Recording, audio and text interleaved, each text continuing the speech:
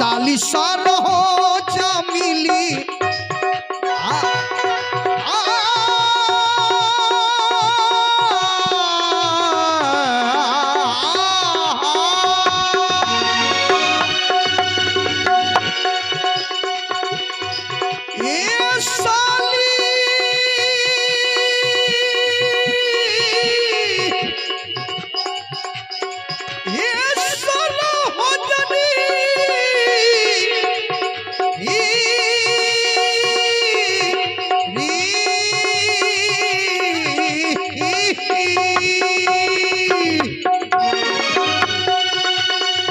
साली सार हो जा मिली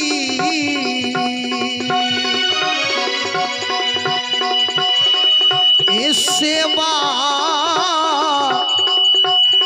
में रह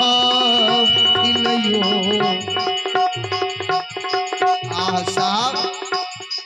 ससुरारी के मजा कब जब दो चार गो साली हो सरोजनी हो तब ससुरारी के मजा।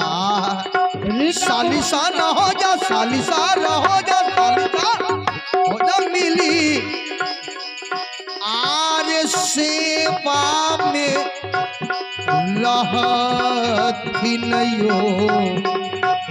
वाह मास्टर जी।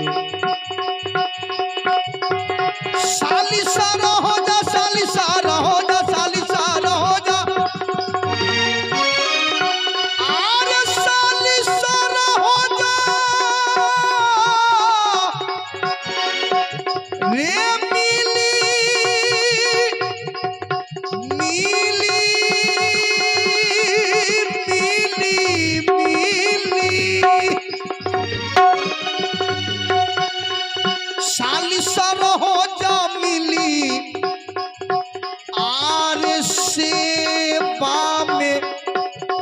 रहती नयो यो मिथिला जनि छारू। ए सखी ताही पर करब सुख विलास मिथिला जनि छारू। ताही पर करब सुख विलास मिथिला जनि छारू। ताही पर करब सुख विलास जो मिथिला जनि छारू। ताही पर करब सुख विलास मिथिला जनि छारू।